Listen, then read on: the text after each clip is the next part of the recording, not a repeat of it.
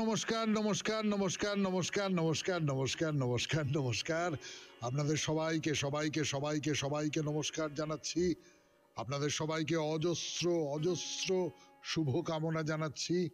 সবাইকে স্বাগত জানাচ্ছি আজকের এই শরণাগত অনুষ্ঠানে এবং সবাইকে শুভ সকাল জানাচ্ছি। শুভ সকাল, সকলের শুভ হোক, সকলের শুভ হোক। বেনি মাধবশীলের পঞ্জিকা অনুযায়ী আজকের দিনটার কথা বলি। আজকে 11ই পৌষ 1431, ইংরেজির 27শে ডিসেম্বর 2024, শুক্রবার। আজকে দ্বাদশী। সূর্যোদয়ের সময় ভোর 6:22, সূর্যাস্তের সময় বিকেল 4:56। নক্ষত্র বিশাখা। জন্মে তুলা রাশি, শূদ্র বর্ণ, মতান্তরে ক্ষত্রিয় বর্ণ, রাক্ষসগণ। দিনের বেলা 1:47 গতে বৃশ্চিক রাশি, বিপ্রবর্ণ। রাত্রি 8:21 গতে দেবগণ। আমাদের হোয়াটসঅ্যাপে চিঠি পাঠাবার নাম্বার 9831922927। চিঠির গোড়ায় অতি অবশ্যই SG লিখতে হবে। এবারে তাহলে আজকের অনুষ্ঠান সম্পর্কে বলি। প্রথমে পুরাণ চিরন্তন। পুরাণ চিরন্তনে আমরা কলা নিয়ে কথা বলছিলাম। 64 কলা, তার মধ্যে কয়েকটি কলার কথা বলা হয়েছে, তার বাইরে আরো অনেকগুলো কলার কথা বলা বাকি, অনেকগুলো শিল্পের কথা বলা বাকি। অদ্ভুত অদ্ভুত শিল্প। মানে আমরা যখন শুরু করেছিলাম তখন নাচের কথা বলেছি, গানের কথা বলেছি, বাজনার কথা বলেছি, ছবি আঁকার কথা বলেছি। এগুলো তো আমাদের চেনা, কিন্তু তার বাইরে এখন যে সমস্ত শিল্পের কথা বলা হচ্ছে এই 64 কলার মধ্যে যেগুলো আছে, সেগুলোকে আমরা শিল্প বলে কখনো ধরিনি এবং সেগুলো তার কোনোটা আজকের দিনে হয়তো আমরা ব্যবহারও করি না। তো এরকম আরেকটি নতুন শিল্পের কথা বলবো আপনাদের।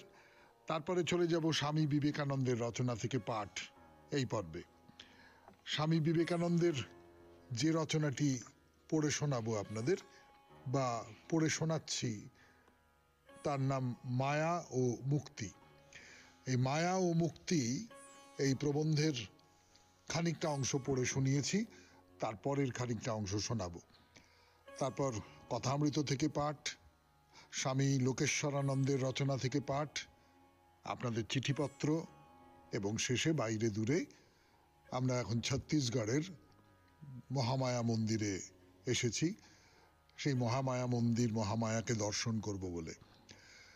তাহলে 92.7 বিগ FM শরণাগত অনুষ্ঠানে এখন পুরাণ চিরন্তন, 64 কলার কথা। এর আগে প্রায় 8টি শিল্পের কথা বলেছি আমরা। তখনকার দিনের শিল্প, তখনকার দিনের কলা। নবম শিল্প, তার নাম মণি ভূমিকা কর্ম। মণি ভূমিকা কর্মের কথা দিয়ে শুরু করব আজকের পুরাণ চিরন্তন। ফিরে আসছি গানের পর। এলাম 92.7 বিগ FM শরণাগত অনুষ্ঠান শুনছেন 64 রকমের শিল্পের কথা, 64 কলা যাকে বলে।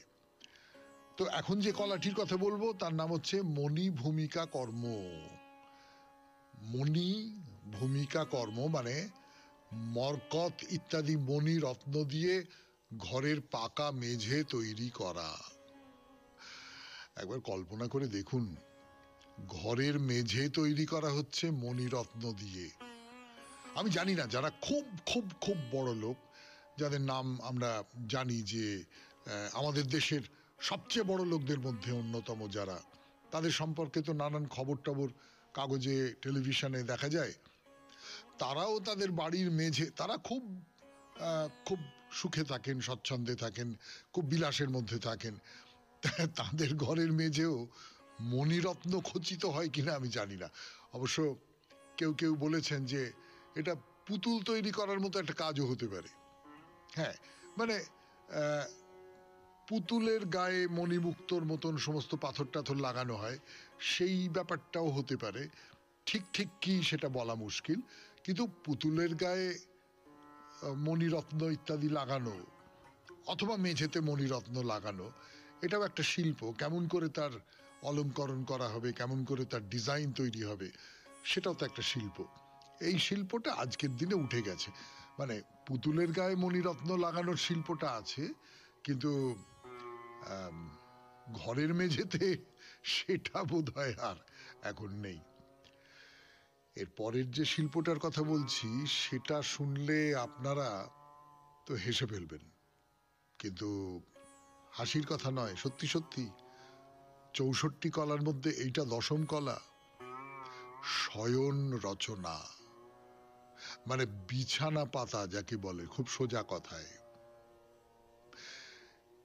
তার কথা কিরকম? এমনি সাধারণ অর্থে তো বিছানা পাতা, বিছানা পাতা আর কি আছে, এই শীতকালে বড়জোর একটু লেপ বালাপোষ কি কাঁথা কম্বল ইত্যাদি দিয়ে বিছানা একটা নতুন চাদর পেতে বালিশ টালিশ দিয়ে পাশ বালিশ দিয়ে যা করবার পেতে দেওয়া হলো, এই তো ব্যাপার। এ আমরা নিজেরা অনেক সময় করি, অনেক সময় বাড়ির কাজের লোক করে দেয়। কিন্তু কামসূত্রের টিকাকার যশোধর এবং ভাগবত পুরাণের টিকাকার বংশীধর তিনি বলছেন, শয়ন পূর্বকালে প্রেম ভালোবাসায় অনুরাগগ্রস্ত কিনা, নাকি তার মধ্যে বিরাগী বিরক্তের ভাব আছে, নাকি অনুরাগও নয় বিরাগও নয়, তিনি এক প্রকার মধ্যস্থ ভাবে আছেন, সেই সব ভাব বুঝে নিয়ে সেই রকম করে শয্যা তৈরি করাটাই কলা হিসেবে শয্যা রচনার তাৎপর্য তৈরি করে। অর্থাৎ এই যে আমি বিছানাটা পাচ্ছি, এই বিছানায় যিনি শোবেন তার প্রতি আমার মনোভাবটা কি সেটা বিছানা পাতার ধরন থেকে বুঝতে পারা যাবে। বিছানা পাতাটা একটা নৈর্ব্যক্তিক বিছানা পেতে দিলাম এই রকম ব্যাপার নয়। শুনছেন ৬৪ কলার কথা 92.7 বিগ এফএম এ শরণাগত অনুষ্ঠানে। বলছি আমি আপনাদের সৌমিত্র বসু, ফিরে আসছি, একটু গান শুনে নি।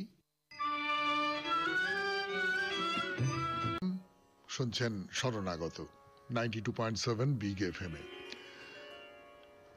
শয্যা রচনা বা শয়ন রচনা, যিনি শোবেন এই বিছানায় তার সঙ্গে যিনি শয্যা রচনা করছেন, তিনি শয্যা রচনা করার মধ্যে দিয়ে তার প্রতি এই যিনি শয্যা রচনা করছেন তার মনোভাব তিনি প্রকাশ করবেন। তার মানে শিল্পের কাজটাই হচ্ছে কোনো না কোনো ভাবে নিজের মনোভাবটাকে প্রকাশ করা, নিজের যে আবেগ বলুন অভিব্যক্তি বলুন যা কিছু বলুন না কেন, সেইটাকে ওই শিল্পের যে শর্ত সেই শর্ত মেনে প্রকাশ করা। তো এই যে শয্যা যেটা তৈরি করা হবে, মানে পুরুষ রমণী যেই হন না কেন, তিনি শয্যা গ্রহণের আগে কি ধরনের খাবার খেয়েছেন তার মধ্যে থেকে অনুরক্ত বিরক্ত বা মধ্যস্থ ভাবে বিচার সম্পন্ন করে সেই অনুরূপ শয়ন রচনা করা, এইটা একটা কলা। এবং যা বললাম, মানে আমি তো আর বললাম না, পুরাণের যারা ঋষি বলতে পারেন, বেত্তা বলতে পারেন, সেই সমস্ত মানুষেরা যা বলছেন তার থেকে যা বুঝলাম এটা কিন্তু বেশ কঠিন কলা। মানে শয্যা রচনার মধ্যে দিয়ে আমি আমার নিজের মনোভাব প্রকাশ করব, আমার নিজের আবেগ প্রকাশ করব, আমার নিজের প্রেম ভালোবাসা বা বিরাগ বা দুটোর মাঝামাঝি প্রকাশ করব, এইটা কিন্তু বেশ শক্ত ব্যাপার। পরের যে শিল্পটি তার কথা বলি, তার নাম হচ্ছে উদক বাদ্য। এই উদক বাদ্য মানে আজকের দিনে জল তরঙ্গ বাদ্য বলা যেতে পারে।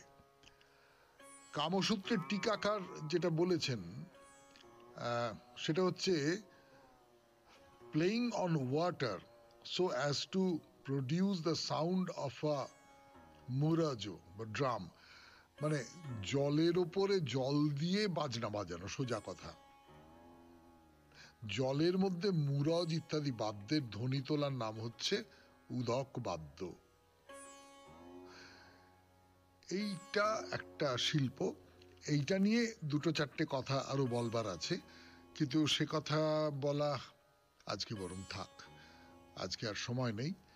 শেষ করি পুরাণ চিরন্তন, পরের দিন দেখা যাবে।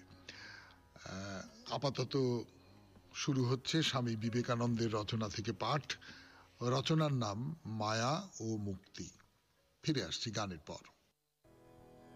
শেষ করে কথা শুরু করছি। আমি আপনাদের সৌমিত্র বসু। মায়া ও মুক্তি স্বামী বিবেকানন্দের রচনা থেকে পড়ে শোনাচ্ছি আপনাদের। জগতে আমরা সকলেই এই রূপ। নারদও একদিন শ্রীকৃষ্ণকে বলিলেন, প্রভু তোমার মায়া কেমন তাহা দেখাও। কয়েকদিন গত হইলে কৃষ্ণ নারদকে সঙ্গে করিয়া একটি অরণ্যে লইয়া গেলেন। অনেক দূর গিয়া কৃষ্ণ বলিলেন, নারদ আমি বড় তৃষ্ণার্ত, একটু জল আনিয়া দিতে পারো? নারদ বলিলেন, প্রভু কিছুক্ষণ অপেক্ষা করুন, আমি জল লইয়া আসিতেছি। এই বলিয়া নারদ চলিয়া গেলেন। ওই স্থান হইতে কিছু দূরে একটি গ্রাম ছিল। নারদ সেই গ্রামে জলের সন্ধানে প্রবেশ করিলেন। তিনি একটি দ্বারে গিয়া আঘাত করিলেন, দ্বার উন্মুক্ত হইল। একটি পরমা সুন্দরী কন্যা তাহার সম্মুখে আসিল। তাহাকে দেখিয়াই নারদ সব ভুলিয়া গেলেন। তাহার প্রভু যে জলের জন্য অপেক্ষা করিতেছেন, তিনি যে তৃষ্ণার্ত, হয়তো তৃষ্ণায় তাহার প্রাণ ওষ্ঠাগত, নারদ এসব ভুলিয়া গেলেন। তিনি সব ভুলিয়া সেই কন্যাটির সহিত আলাপ করিতে লাগিলেন। ক্রমে পরস্পরের প্রণয় সঞ্চার হইল। তখন নারদ সেই কন্যার পিতার নিকট কন্যাটির পানি প্রার্থনা করিলেন। বিবাহ হইয়া গেল। তাহারা সেই গ্রামে বাস করিতে লাগিলেন। ক্রমে তাহাদের সন্তান সন্ততি হইল। এইরূপে 12 বর্ষ অতিবাহিত হইল। শ্বশুরের মৃত্যু হইলে তিনি তাহার সম্পত্তির উত্তরাধিকারী হইলেন এবং পুত্র কলত্র ভূমি পশু সম্পত্তি গৃহ প্রভৃতি লইয়া বেশ সুখে স্বচ্ছন্দে কাল কাটাইতে লাগিলেন। অন্তত তাহার বোধ হইতে লাগিল তিনি বেশ সুখে স্বচ্ছন্দে আছেন। এই সময়ে সেই দেশে বন্যা আসিল। একদিন রাত্রিকালে নদী 2 কূল প্লাবিত করিল, আর সমগ্র গ্রামটি জলমগ্ন হইল। অনেক বাড়ি পড়িতে লাগিল, মানুষ পশু সব ভাসিয়া গিয়া ডুবিয়া যাইতে লাগিল। স্রোতের বেগে সবই ভাসিয়া গেল। নারদকে পলায়ন করিতে হইল।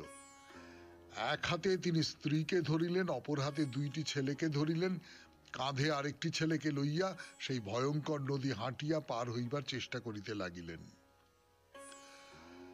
কিছুদূর অগ্রসর হইতেই তরঙ্গের বেগ অত্যন্ত অধিক বোধ হইল।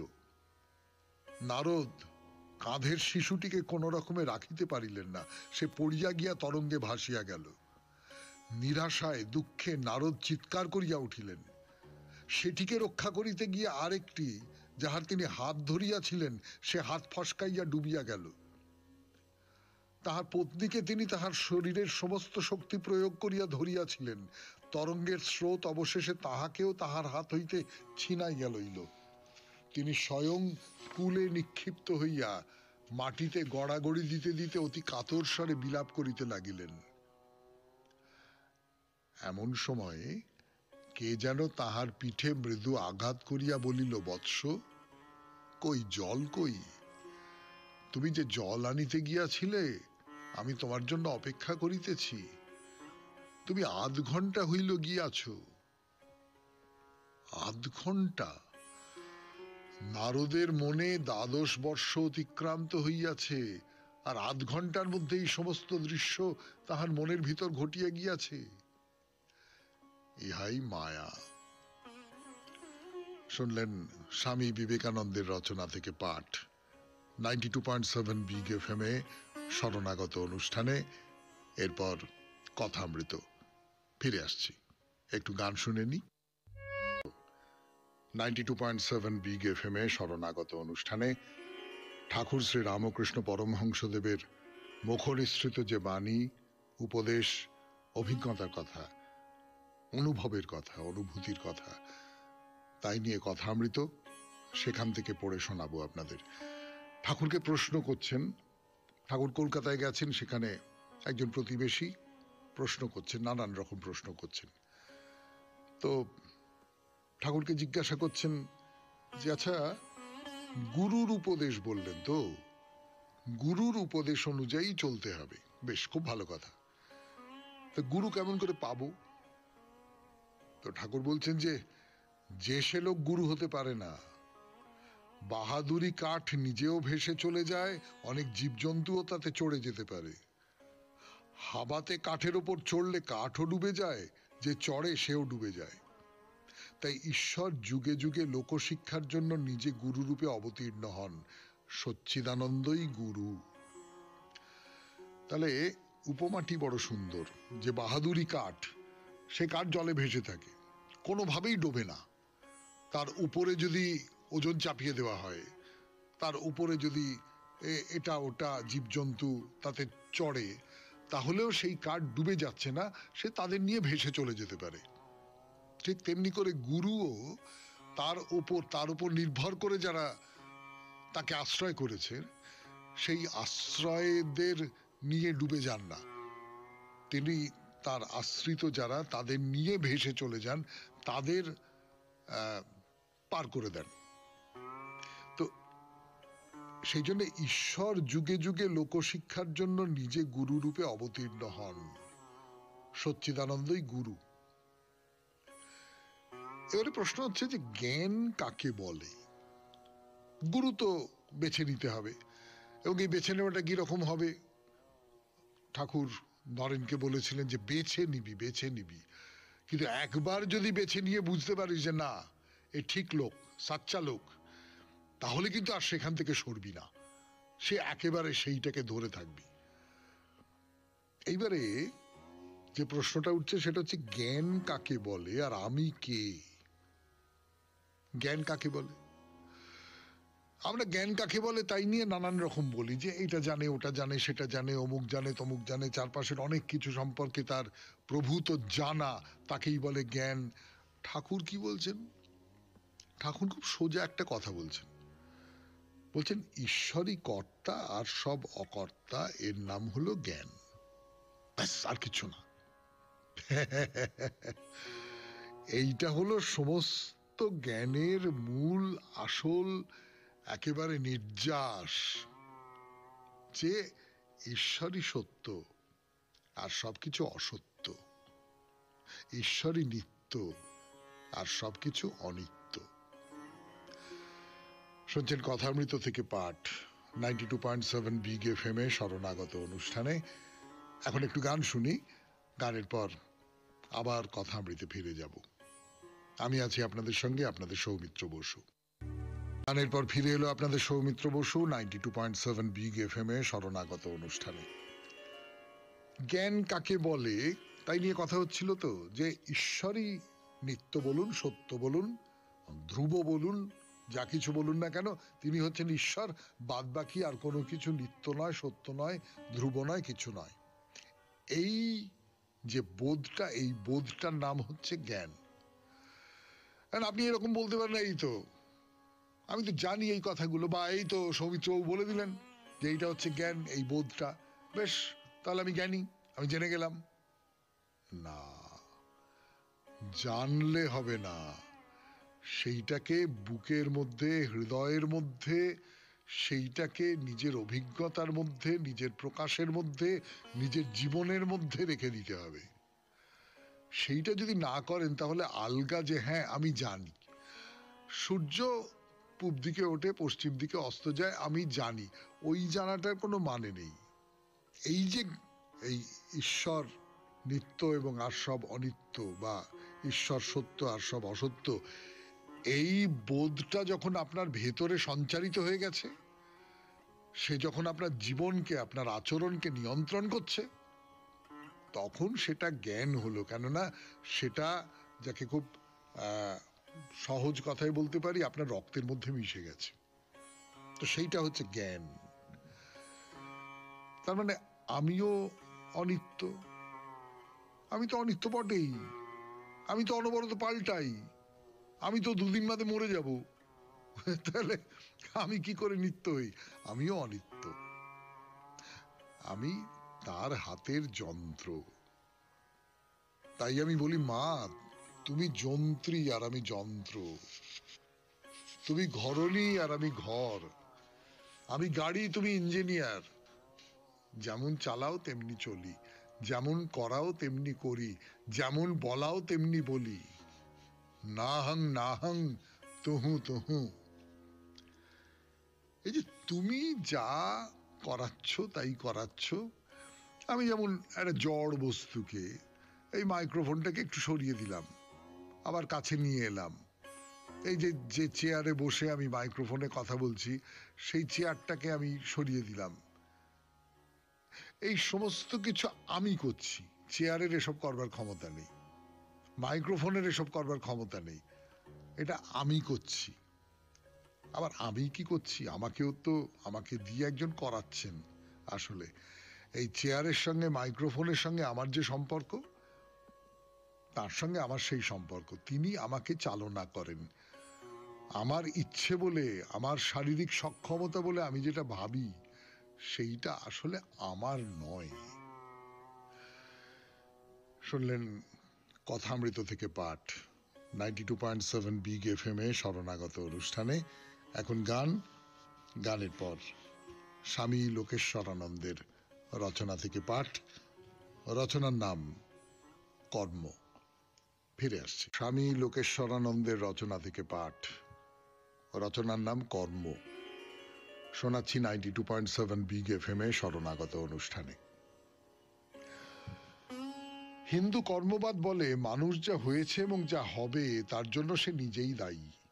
সে কি ধরনের মানুষ হবে, ভবিষ্যতে সে সুখী হবে না দুঃখী হবে, তা তার কর্মের দ্বারাই নির্ধারিত হবে। সংক্ষেপে বলতে গেলে মানুষ তার ভাগ্য নিজেই গড়ে।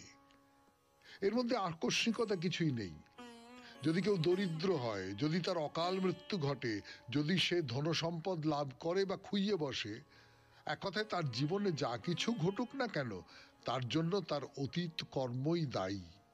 অতীত কর্ম বলতে কেবল এই জীবনের কর্মকেই বোঝায় না, আগের আগের বহু জন্মের কর্মকেও বোঝায়, কারণ হিন্দুরা পুনর্জন্মে বিশ্বাসী।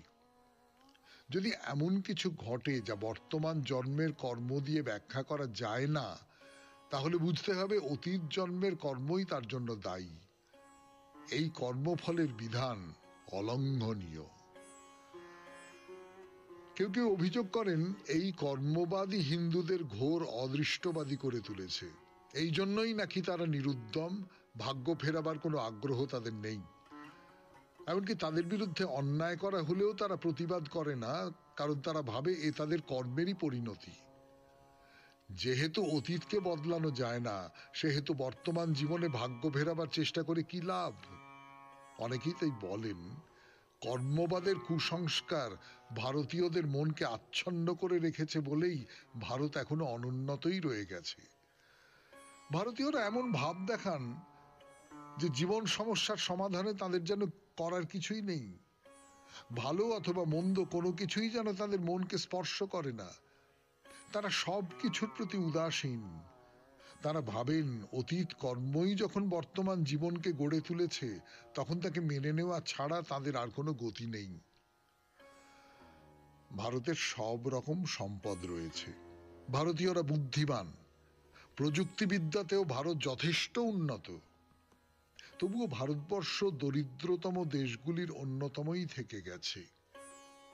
সমালোচকেরা বলেন, কর্মবাদ ভারতবাসীদের এতটাই পঙ্গু করেছে যে তারা না খেয়ে মরবে সেও ভালো, তবু খাবারের দোকান লুট করবে না অথবা সচ্ছল প্রতিবেশীদের আক্রমণ করবে না। সমালোচকদের মতে এক অবিশ্বাস্য ব্যাপার। তারা বলেন, দারিদ্র্যের জন্য ভারতীয়রা নিজেদের কপাল চাপড়া এবং ভাবে অতীতে তারা নিশ্চয় এমন কিছু দুষ্কর্ম করেছিল যার জন্য তাদের এই বর্তমান দুর্গতি। তারা হয়তো দেখছে চারপাশের বহু মানুষ অহেতুক প্রাচুর্যের সুখে ভাসছে, তবু এই দৃশ্য তাদের বিসদৃশ্য লাগে না, কারণ তারা মনে করে এর জন্য তাদের অতীত কর্মই দায়ী। এখানেও সেই কর্মবাদের নিয়মই সক্রিয়। স্বভাবতই প্রশ্ন ওঠে, কর্মবাদ কি তাহলে দরিদ্র, অজ্ঞ এবং কুসংস্কারাচ্ছন্ন জনসাধারণকে শোষণ করার আরেকটি মোক্ষম হাতিয়ার, যা চতুর লোকেরা খাড়া করেছে?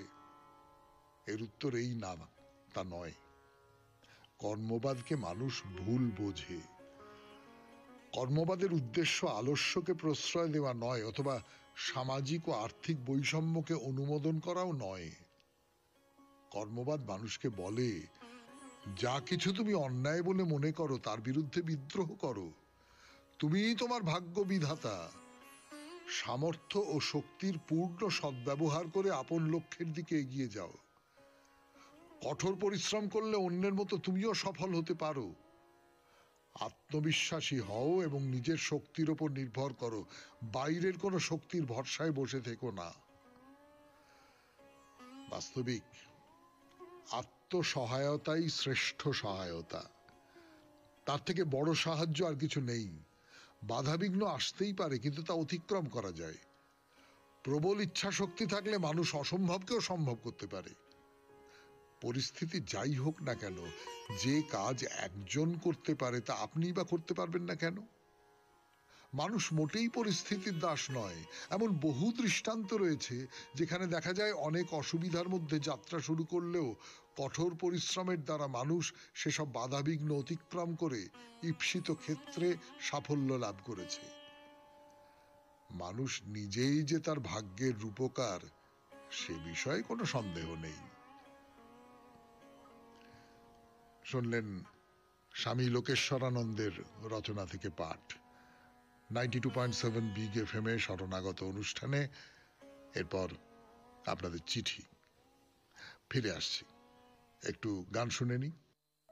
পত্র 92.7 বিগ এফএম এ শরণাগত অনুষ্ঠানে আজকের চিঠিটি লিখেছেন সবিতা রায়চৌধুরী, হাওড়া শিবপুর বি গার্ডেন থেকে। পড়া যাক সবিতা দেবীর চিঠি। সৌমিত্রবাবুকে আঁধার আচ্ছন্ন ভোরের আন্তরিক শ্রদ্ধা ও ভক্তিপূর্ণ প্রণাম জানাই। সকল কলাকুশলী বৃন্দ ও শ্রোতা বন্ধুদের প্রণাম জানাই। মানুষ জীবনের কয়েকটি দিক মেনে চললেই বোধহয় ভালো থাকা যাবে। প্রথমত, মাতৃস্নেহ পেয়ে বেড়ে ওঠা, যার কোনো বিকল্প হয় না। অন্যের সুখে সুখী হওয়া, অন্যের দুঃখে দুঃখী হওয়া, গুরুজনেদের শ্রদ্ধা ভক্তি ভালোবাসা ও বিশ্বাস রাখা, নিঃস্বার্থ মানুষ হয়ে দয়া দান ধ্যান মায়া মমতা এইগুলির দিকে লক্ষ্য রাখতে হবে। শেষে নির্লোভ হওয়া ও সততা, এই দুটি জিনিস মানুষের জীবনে থাকা খুবই দরকার। যেমন অন্যের কি আছে আমার কি নেই, এই ভাব ধারণা না থাকাই ভালো। আজকের দিনে আমরা আমাদের চারিদিকে দেখি এই সব কিছুর উল্টোটা, তাই বোধহয় ভালো থাকার উপায়গুলো হারিয়ে ফেলছে সকলে। নৌকোর মালিক সর্বদা দাঁড় হাতে নিয়ে বসে থাকে না, তাকে চিনে নিতে হবে। শেষে লিখি, আমার নিজের জীবন দিয়ে আমি দেখেছি এই জিনিসগুলি মেনে চললে জীবনে ভালো থাকার উপায় বেরিয়ে আসবে। আপনার কথামৃত পাঠ শুনে আমরা আরো বুঝতে পারছি জীবনে ভালো থাকার উপায় কত সহজ। পত্র দ্বারা ভুল ত্রুটি মার্জনীয়। Binita Sabita Raychaudhuri, Howrah Shibpur B Garden. হ্যাঁ, আপনি একেবারে ঠিক কথা বলেছেন। একেবারে, মানে আপনি যা যা বলেছেন সেইগুলোকে যদি একসঙ্গে জড়ো করা যায়, তার মানেটাই হচ্ছে এই যে আপনি সমস্ত রিপুগুলোকে অস্বীকার করতে চাইছেন। লোভ বলুন, হিংসা বলুন, কামনা বলুন, যা কিছু বলুন না কেন, সেই সমস্ত কিছুকে অস্বীকার করতে চাইছেন, বাতিল করে দিতে চাইছেন, নাকচ করে দিতে চাইছেন জীবন থেকে। এইটা খুব দরকার, এবং এইটা করলে ভালো থাকা যায়, তাতে কোনো সন্দেহ নেই। ওই জায়গায় বেশ আছি, দিব্য আছি, কারুর ওপর কোনো রাগ নেই, কারুর ওপর কোনো অভিমান নেই, কারুর ওপর কিচ্ছু নেই, আমি খুব ভালো আছি। এইটা হলো ভালো থাকার উপায়। আপনাকে ধন্যবাদ সবিতা দেবী। এবার একটু গান শুনি, গানের পর বাইরে দূরে ফিরে আসছি। আমি আপনাদের সৌমিত্র বসু। ছত্তিশগড়ের বিখ্যাত, অতি বিখ্যাত মহামায়া মন্দির, ছত্তিশগড়ের রত্নপুর, সেইখানে এই মন্দির অবস্থিত। তাহলে মন্দির দর্শন করছি আমরা, ঘুরে ঘুরে নানান মন্দির দেখে বেড়াচ্ছি। এবারে একটা ছোট সিমেন্টের তৈরি মন্দির, এবং কোনো রং করা নেই। শিবের মন্দির যেমন সকলের রং করা হয়, এখানে কিন্তু সেই রকমটা নেই। তো এই যে সরোবর যার কথা বলছিলাম, মন্দিরের লাগোয়া যে সরোবর, বিরাট সরোবর, খুব যে একটা পরিষ্কার জল এমনটা নয়, সরোবরের মাঝখানে একটা বড় ফোয়ারা আছে, এসব কথা বলেছিলাম আপনাদের। তো এই সরোবরের গা বেয়ে বেয়ে অনেকগুলো এরকম ছোট ছোট ছোট ছোট মন্দির দেখতে পাবেন। তাই সব মন্দিরগুলো সব ঘুরে ঘুরে দেখতে পারেন, আবার দেখব।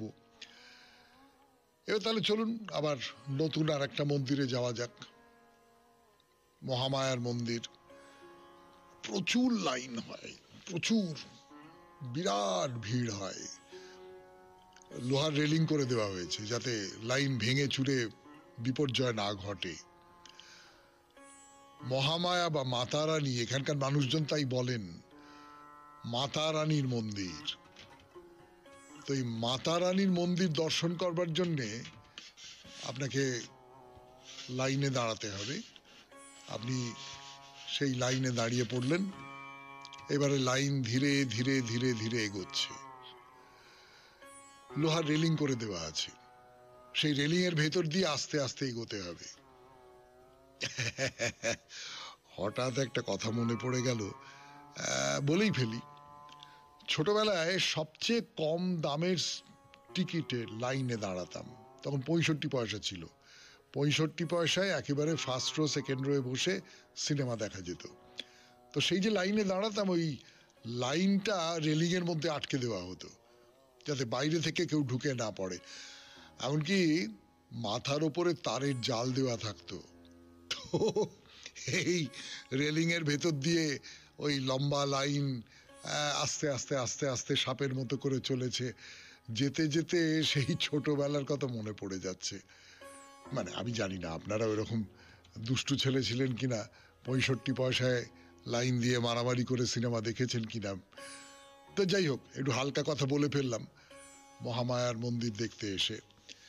হ্যাঁ, হেঁটে বেঁকে চলে গেছে রেলিং, সেই সঙ্গে সঙ্গে আমরাও এগিয়ে চলেছি।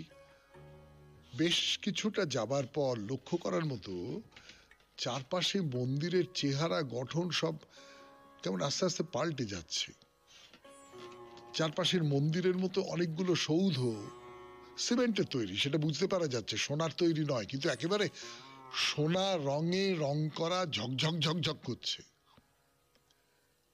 তো চারপাশে এরকম ছোট বড় সোনালী মন্দির, সেই সব সোনালী মন্দিরের মধ্যে দিয়ে এগিয়ে চলেছেন আপনি মহামায়াকে দর্শন করবার জন্যে।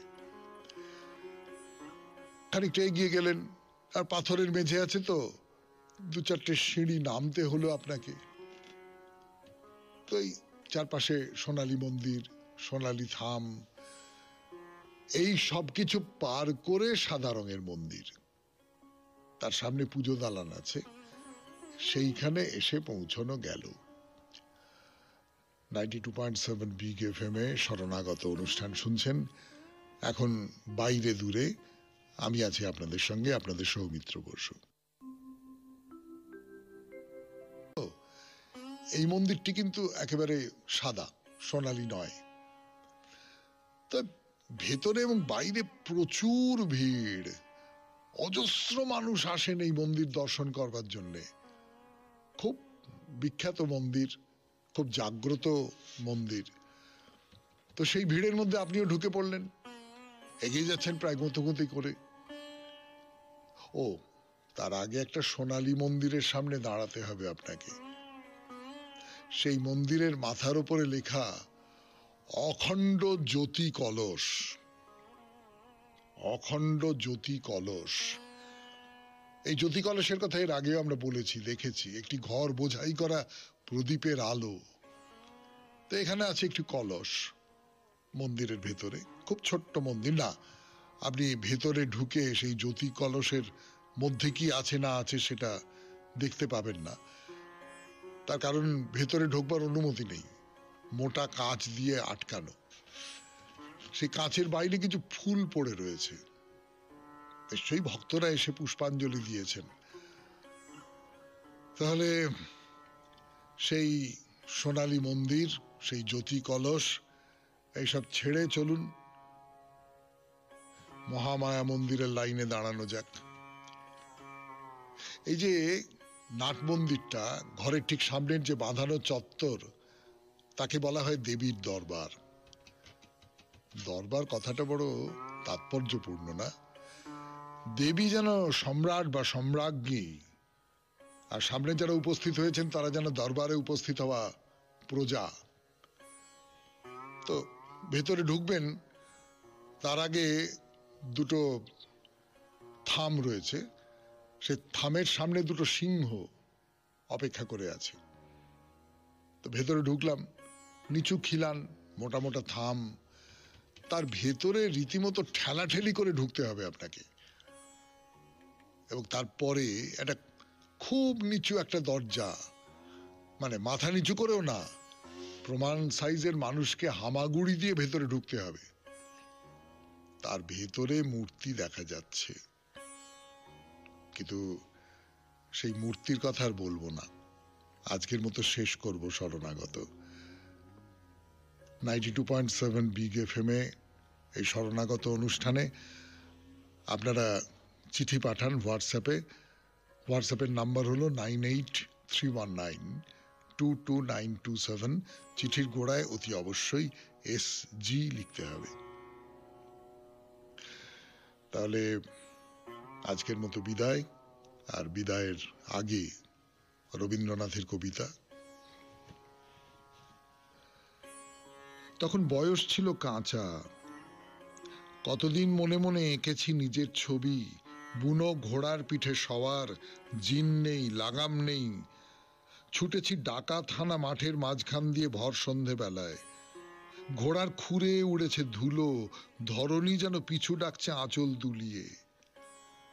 আকাশে সন্ধ্যার প্রথম তারা, দূরে মাঠের সীমানায় দেখা যায় একটিমাত্র ব্যগ্র বিরহী আলো, একটি কোন ঘরে নিদ্রাহীন প্রতীক্ষায়। যে ছিল ভাবিকালের আগে হতে মনের মধ্যে ফিরছিল তারই আবছায়া, যেমন ভাবি আলোর আভাস আসে ভোরের প্রথম কোকিল ডাকা অন্ধকারে। তখন অনেকখানি সংসার ছিল অজানা, আধো জানা, তাই অপরূপের রাঙা রংটা মনের দিগন্ত রেখেছিল রাঙিয়ে। আসন্ন ভালোবাসা এনেছিল অঘটন ঘটনার স্বপ্ন। তখন ভালোবাসার যে কল্পরূপ ছিল মনে, তার সঙ্গে মহাকাব্য যুগের দুঃসাহসের আনন্দ ছিল মিলিত। এখন অনেক খবর পেয়েছি জগতের, মনে ঠাউরেছি সংসারের অনেকটাই মার্কা মারা খবরের মালখানা। মনের রসনা থেকে অজানার স্বাদ গেছে মরে, অনুভবে পাইনে ভালোবাসার সম্ভবের মধ্যে নিয়তই অসম্ভব, জানার মধ্যে অজানা, কথার মধ্যে রূপকথা। ভুলেছি প্রিয়ার মধ্যে আছে সেই নারী যে থাকে সাত সমুদ্রের পারে। সেই নারী আছে বুঝি মায়ার ঘুমে, যার জন্য খুঁজতে হবে সোনার কাঠি। খুব ভালো থাকবেন, আনন্দে থাকবেন। নমস্কার। কি হাঁটুর নমস্কার নমস্কার নমস্কার নমস্কার নমস্কার নমস্কার নমস্কার নমস্কার। আপনাদের সবাইকে সবাইকে সবাইকে সবাইকে নমস্কার জানাচ্ছি। আপনাদের সবাইকে অজস্র অজস্র শুভকামনা জানাচ্ছি। সবাইকে স্বাগত জানাচ্ছি আজকের এই শরণাগত